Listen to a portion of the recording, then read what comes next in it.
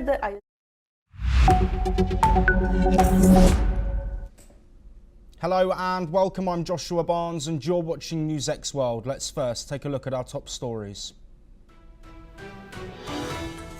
Tensions between Israel and Iran remain high after further military strikes from both countries. At least 12 people have died in Israel after ballistic missile attacks from Tehran, as Israel issues evacuation warnings for the Iranian capital. World leaders from the Group of Seven and invited nations, including Ukraine, are heading to Alberta, Canada, preparing for the summit.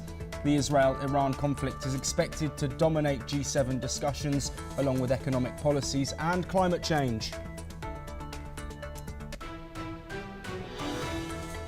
The suspect in the deadly shooting of a Minnesota lawmaker is still ongoing, as online postings and public records of Luther Bolter have surfaced. A $50,000 reward has been offered by police after the killing of Melissa Hortman and the shooting of Senator John Hoffman and his wife.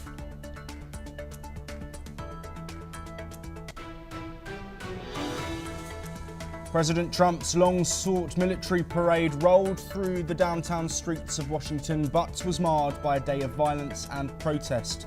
In the hours before the parade, hundreds of thousands of people rallied in cities campaigning against the president's actions during his second term.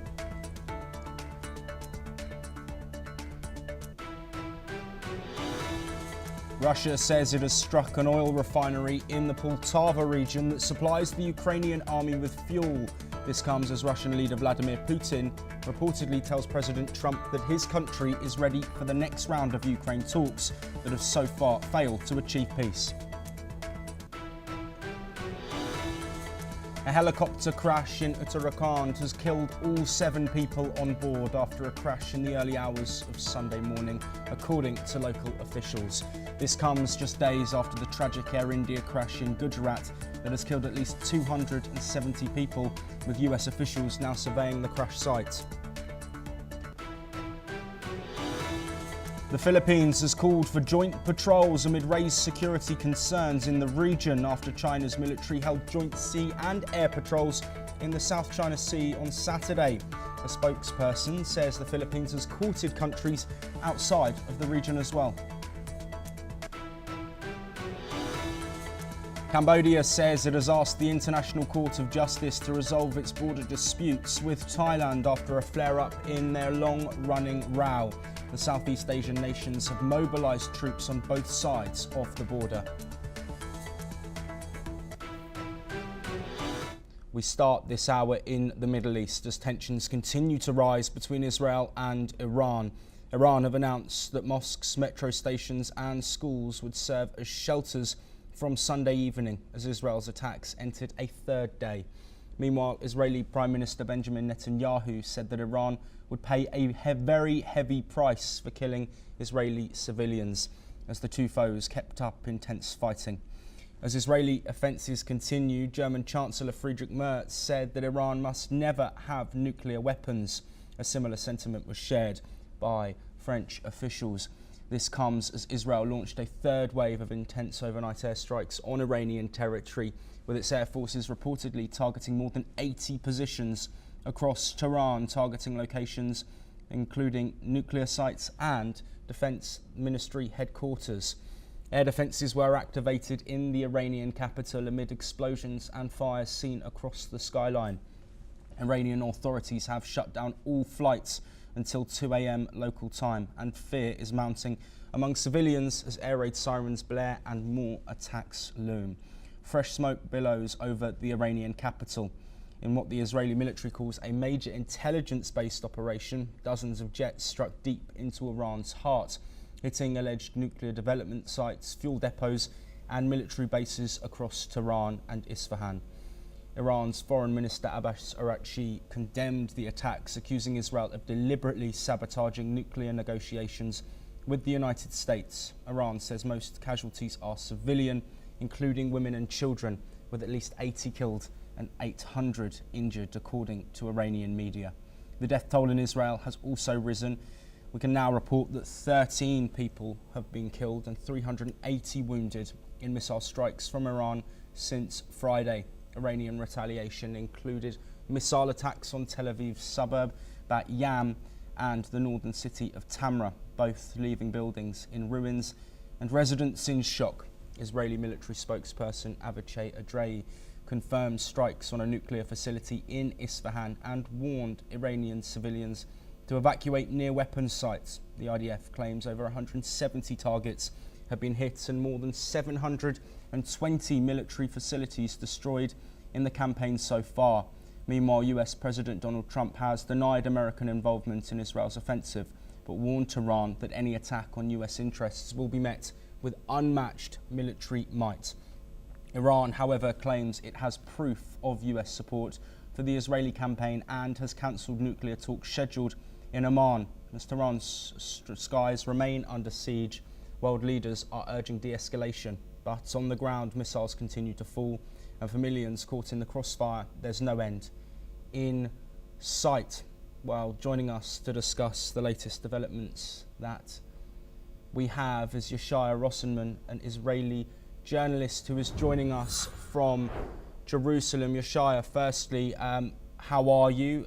And secondly, are you able to detail the recent hours and days for us living in Jerusalem, somewhere that has been targeted by Iranian forces? Jerusalem has been relatively quiet. So to start from the beginning, I went to sleep Thursday night after a concert of Indian classical music in Jerusalem right before International Yoga Day that was to be on Friday. And I woke up that we had bombed Iran. I was quite surprised. There had been talk about it for years. So I was surprised that something had actually been done. Then, as you know, the images started coming out of Iranian missile bases and nuclear sites up in smoke. I would say Israelis were thrilled that this had finally been done, and on the other hand, anxious because it was clear there was going to be a response. Then Friday night, surely enough, Home Front Command warned. Home Front Command gives a warning roughly 15 minutes before from when Iranian missiles are launched and drones until they arrived in Israel. Sometimes it's a bit more. So most of the incoming missiles, most of the missiles are knocked down, over 90% by the multi-layer air defense systems. But most of them also target Greater Tel Aviv, Bat Yam, and as you mentioned, some were in other places in the Galilee and Tamra, where a Muslim family of 5 was killed, were all killed. Jerusalem is one missile fell in eastern Jerusalem on a Palestinian house. I don't think anyone was killed, but a house was demolished. So Jerusalem, we had sirens, but there were no missiles here. So that was on Friday night, and once again last night. The big hit was on I believe a 12-story building in Bat Yam, a suburb of Tel Aviv, which knocked down much of the building, and there many people were killed. And I believe there were 7 people killed. Last I saw, there were 7 people killed and more under the rubble. And other buildings around were damaged as well. So they were looking for people under the rubble and clearing things away. And there were other hits on targets in the greater Tel Aviv area. So all in all, Israelis are very happy that the Ayatollah regime has been hit. We hope, again, the question is what the end game is, whether it's simply destroying the nuclear facilities. And to do that as well, Israel would need American help, because the sites at Fordow and Parchin are 70 meters underground, and the big bunker bombs America has, we don't have them. But the full victory would be the toppling of the Ayatollah regime, and it's a question whether that can happen. Yes, Yeshaya, we'll come back to the Trump administration and potential US involvement, but first I just want to look at this comment from Benjamin Netanyahu saying Iran will pay a very heavy price for their strikes and the deaths of what we now believe to be 13 Israeli people. How do you think that price will be paid by Iranians? Do you think it will just be further strikes on military and nuclear sites, or is there a potential risk to the regime and its leaders, and further risk to civilians potentially caught in the crossfire as well? So I can only wish my own. I can only voice my own opinion that I hope the regime will fall, because they are a menace to world peace, and they are first and foremost a menace to the Iranian people, the vast majority of whom despise the regime. There is also one other. Israel has been hitting military targets, but also infrastructure. They took out the Israeli Air Force took out a very big fuel depot, oil refineries, and things like that. So there are hits on infrastructure, and yes, I imagine that some civilians are killed, but you can also find online videos of Iranian students and other young men and women celebrating the attacks. Online, you can find Iranian expats who are very vocal in their opposition to the regime. And any Iranian supporters online who say Israel is hitting Iran, they correct them and say, no, Israel is helping Iran. They're hitting the mullahs. Yes, Yeshaya. Iran have spoken about the fact that these nuclear talks with the US have been derailed since these large-scale attacks from Israel on military and nuclear facilities. Is there some sort of acknowledgement of the fact that these talks could have still gone on and a resolution could have been reached? Israel took that opportunity away from the Iranians, and the timeline that was given was only 60 days from the US. We know how many years the 2015 nuclear deal took. So is this Israel really forcing the agenda? And we know they planned these attacks for months in advance. We've heard that from Israel. So do you think this was going to happen irrelevant of the outcome of those talks? And has that potentially caused escalation where it might have been avoided if the talks were fruitful? Yes. So first of all, you are correct that it's come out that ever since Trump entered the White House, Prime Minister Netanyahu has been priming him for this attack. If you want to hold by the letter of the law, Trump had given them 60 days and the attack was on the 61st. So their time was up. But basically, the reason that led directly to the attack was that Iran was nearing, according to Israeli intelligence, that released information, Iran was nearing the breakout point where they already had a very large amount, over 1,000 kilos of enriched uranium. And what was left was simply weaponizing it, mounting it on the missiles. And it was quite clear that they wanted to use it. Iran said again and again that they want to destroy Israel, eliminate it, wipe it off the map. And I think the citizens of Israel had every reason to take these threats seriously. So Israel believed, people like Prime Minister Netanyahu believed that it was all part of an Iranian Persian bazaar, and it was just going through the motions. Iran had no intention of reaching a deal, and it was just stalling and buying time. And Trump gave them an ultimatum. The ultimatum was up, and we attacked. Yes, Yeshaya Rosenman, unfortunately we are out of time, but thank you for joining us. So many developments in the Middle East between Israel and Iran. We will continue to bring you those as they come through. But we now move over to North America, and leaders of the world's most powerful democracies have gathered in Kananaskis, Alberta, for the 51st G7 summit. Hosted by Canada's Prime Minister Mark Carney, the three-day meeting is expected to be one of the most tense in years, with US President Donald Trump back in the mix.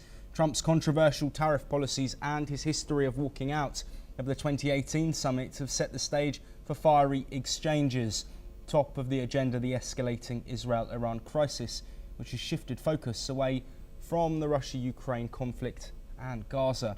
Leaders are also expected to grapple with global trade tensions, Trump's protectionist policies, and the growing influence of China. Alongside G7 members, invited guests include India's Prime Minister Narendra Modi, Mexico's leader Claudia Sheinbaum, Ukraine's President Volodymyr Zelensky, and others. Trump is slated for high-stakes sideline meetings, including with EU leaders and North American neighbours, on trade and border security. Well, we wait, of course, for this summit to start, but a lot of geopolitical events, which are hot topics we expect to be discussed. As leaders arrive, we will discuss those with Dr. Satoru Nagao, a fellow at the Hudson Institute, who is joining us from Tokyo, Japan. Dr. Nagao, thank you ever so much for being here. We've briefly touched, of course, on the Israel-Iran war. and that conflict that is ongoing. How much of this G7 summit, the 51st G7 summit, do you think will be consumed with this ongoing conflict? And will there be time to discuss the other wars that we're seeing, Gaza, Russia, Ukraine, and civil wars as well?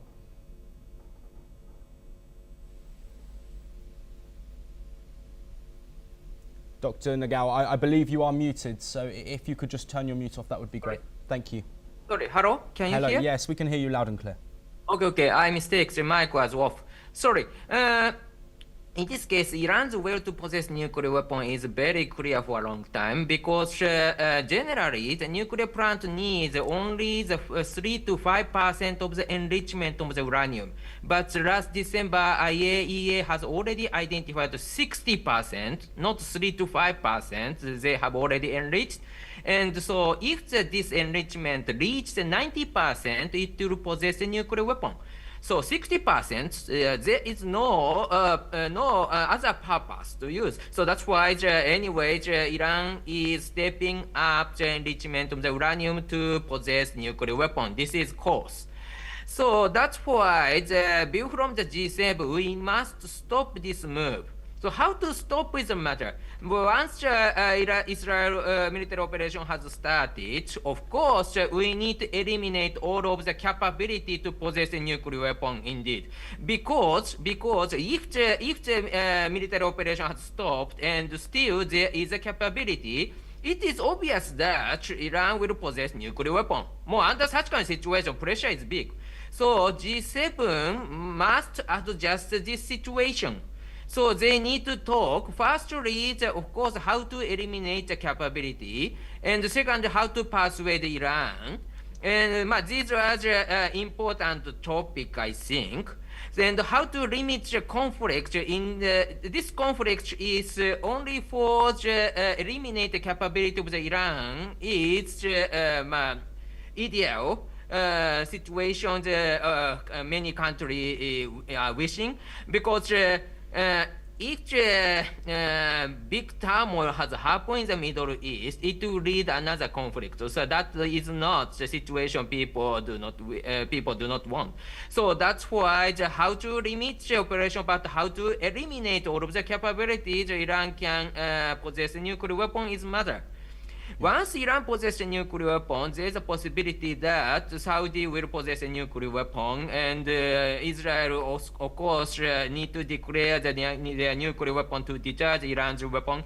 So a new situation will come in the Middle East. That is not people's wish. So anyway, the G7 must prepare something solution of this military operation.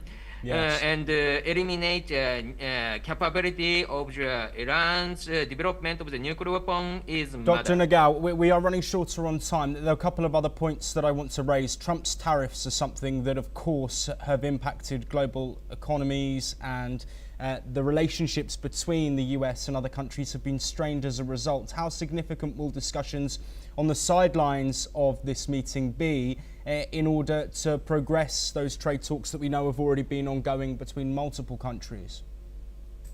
Under current situations, imposing tariff is changing the global free trade rule. So still, G7 hasn't adjust such kind of situation. So G7 cannot prepare something, the joint statement in this case, but they need to adjust this situation. So exchange opinion and try to find the solution to adjust the situation is very valuable. So that's why G7 is valuable, but they cannot prepare something, agreement, I think. Yes, absolutely. And Dr. Nagao, China as well, the growing Chinese influence is something that is expected to be discussed. Tensions with Taiwan, also further patrols in the South China Sea. How significant of a topic is this for world leaders, given the geopolitical balance? This is very significant because the view from the ammunition, the US is spending the ammunition to support Ukraine and Israel, and Russia is spending ammunition, but China is keeping ammunition. This means that anytime China can start war. So that's why this is very important. So we cannot reach the level of the warning. So and we need to prepare the such kind of emergency. Such kind of preparation deter the situation, deter China's invasion. So G7 must cooperate each other in this case. Yes, and finally, Dr. Nagao, of course, Ukrainian President Volodymyr Zelensky heading to this meeting as well. His calls and Western allies' calls for pressure on Russia. Do you think that any sort of pressure from the US could be persuaded by those countries, given the fact that the war continues to rage on and any sight of peace seems to be in the distance currently? Ceasefire has happened if both Ukraine and Russia agreed. So in this under current situation, still Russia hasn't got something motivation to cease their military operation. So it is very difficult to persuade. They want to continue the war. This means that it is very difficult to stop it. Dr. Satoru Nagao, thank you ever so much for joining us as always. This is the place you want to be on NewsX World for all of the updates from that G7 summit. We will be live to bring you those. But we move on now, staying in North America. It's the 250th birthday of the United States Army and Trump's 79th. To mark the day, tanks and other armoured military vehicles rumbled down the streets of Washington, D.C. on the 15th of June. Trump teased the event as unforgettable and praised the Army as the greatest, fiercest and bravest fighting force. Parachutists glided through the air as soldiers marched and tanks groaned through the barricaded streets of Washington. Nearly 7,000 soldiers and about 150 military vehicles paraded celebrating the birthday. Trump had sought a massive military parade ever since attending a Bastille Day celebration in Paris in 2017, but faced pushback from defence officials during his first term. Trump's arrival prompted cheers and a handful of jeers from the crowd, which was dotted with red Make America Great Again hats. Attendance appeared to be less than the military's prediction of about 200,000 people. Meanwhile, away from the celebrations, among about 100 protests at Logan Circle, they protested about the parade as a dictator behaviour. People were protesting against Trump's deployment of troops in the country's second largest city, following clashes sparked by immigration raids. Protest organisers expected rallies in all 50 US states, calling them the largest since Trump returned to office in January, with the aim of rejecting authoritarianism, billionaire-first politics and the militarization of democracy.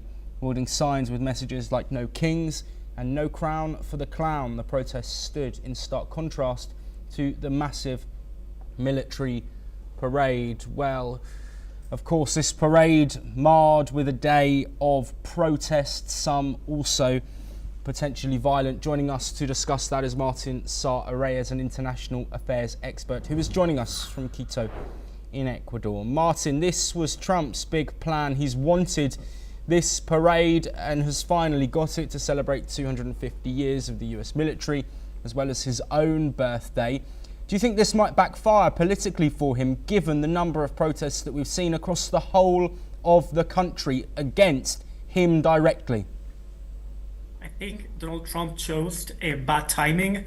Actually, on his birthday, it can be very controversial. It can lead to a lot of conclusions from his opposition, from the Democrats. It can be seen as a symbolic message of authoritarianism and of power of the military and the system of protection of the US.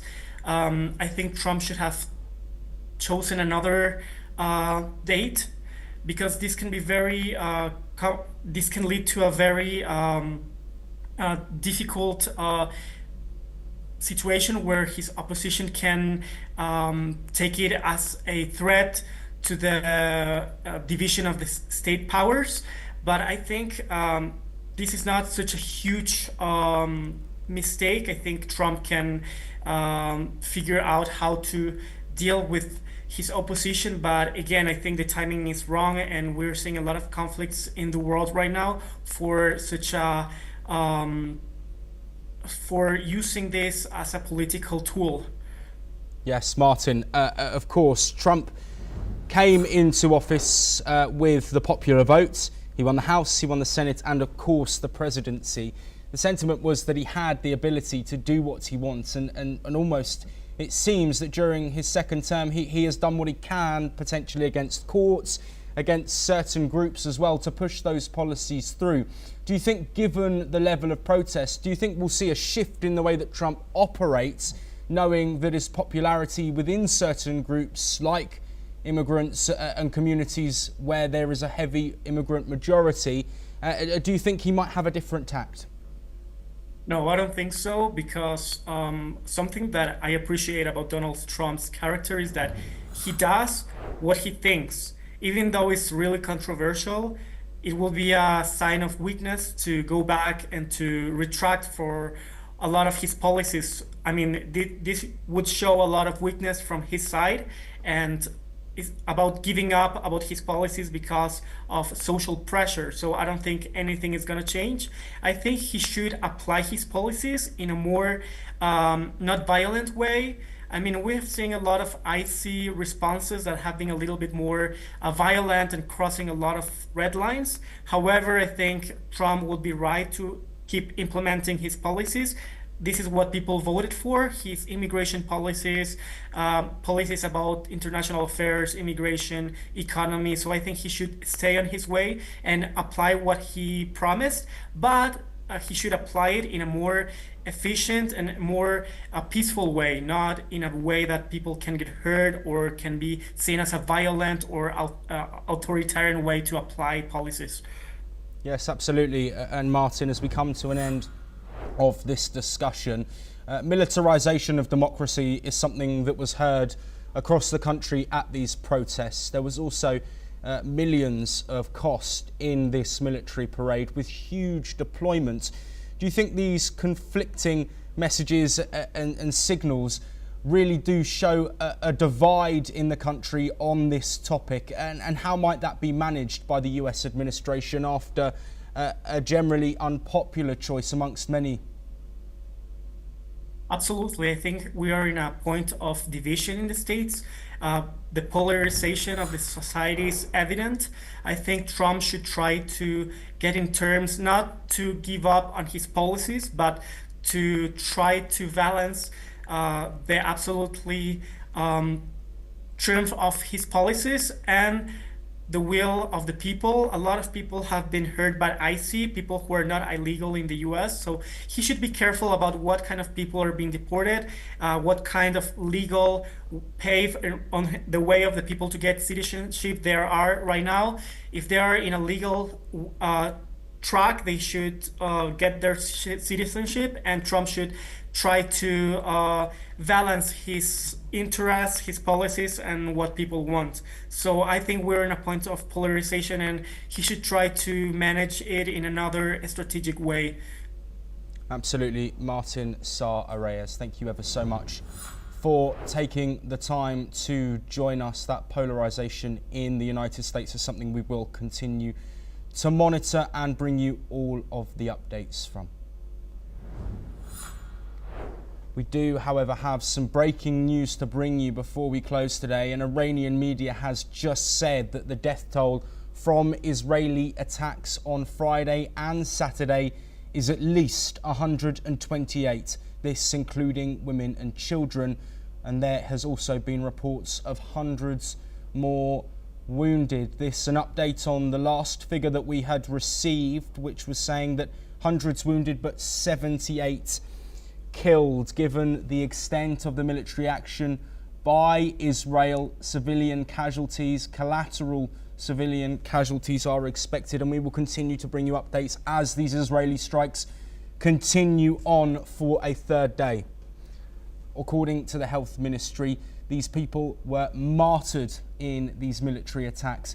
We've heard that around 900 injured individuals were admitted. The report also says that the deaths include at least 40 women, adding that the number of martyred children is significant. Those are direct quotes for you. This information, of course, is coming from Iranian media. Limited journalist access means that it's difficult for these to be confirmed. But as we get confirmed figures and the updates from Iran, we will bring those to you. But that is all we have time for. For all of the updates from the Middle East, G7 and the rest of the world, stay tuned to NewsX World.